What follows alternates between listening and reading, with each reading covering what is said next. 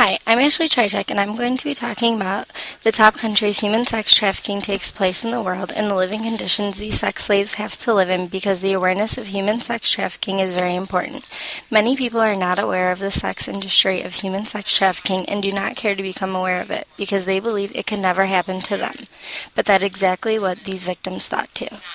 Slavery still exists in the world today, but is known in a different way. Today's modern-day form of slavery is called human sex trafficking. Women and young girls mainly are taken and sold around the world, being forced to become prostitutes. Siddharth Kara discusses that there was an estimated amount of 28.4 million sex slaves in 2006, and out of those 28.4 million sex slaves, 1.2 million of these victims were women and young children deceived, abducted, seduced, and or sold by their friends and family members to be sex trafficked globally. These numbers are growing rapidly, and the dangers are increasing tremendously. According to Aaron Rome, a writer for sex slave survivors, the main countries these girls are taken to are the Southeast Asia region, including Cambodia, Vietnam, Thailand, Laos, and Burma; South Asia, the Indian subcontinent, including India, Nepal, Bangladesh, Pakistan, and Sri Lanka; and the former Soviet republics of Russia, Federation, Ukraine, and Moldova. Since prostitution is legal in most of these countries, it is easier for predators to get away with these crucial acts.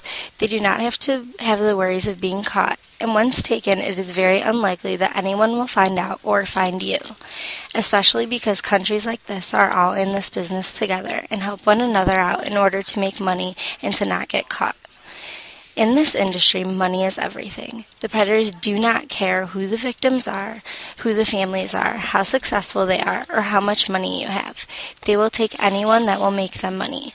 Many victims come from very poor countries. The poor countries are less likely to get caught because the predators make so much money off human trafficking that it is likely that they can pay their way out of trouble. Aaron Rome also states that in his writings that these victims are taken to transit countries until they are sold for the wealthiest destination they can get. Kara also explains that for these predators, they could just traffic drugs and make high profit, but they would rather traffic humans because sex, unlike a drug, a human can be sold again and again, never getting used up. This is their way business stays fresh, and they can figure which girls make them the most money and hold on to them for major profits. Rome estimates from a study he conducted that approximately 18,000 victims are trafficked in the United States per year. These poor victims are sent throughout the world like it's no big deal, and they are just packaged meat. When arriving to the countries, the sex slaves are forced to work as brothels and salons, strip clubs, and laborers as domestic servants. All the profits they make from the day job is given directly to their leader, and they are forced to the next job. According to John Twomey, a UK news writer, the sex slaves are forced to stay in very appalling living conditions. He explains that they are kidnapped, raped, and given very little food and water, if any. The living conditions of the young girls and women are very crucial.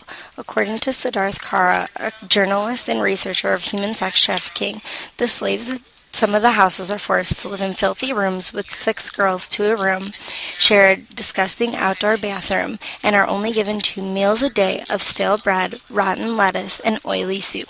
Imagine eating that every day.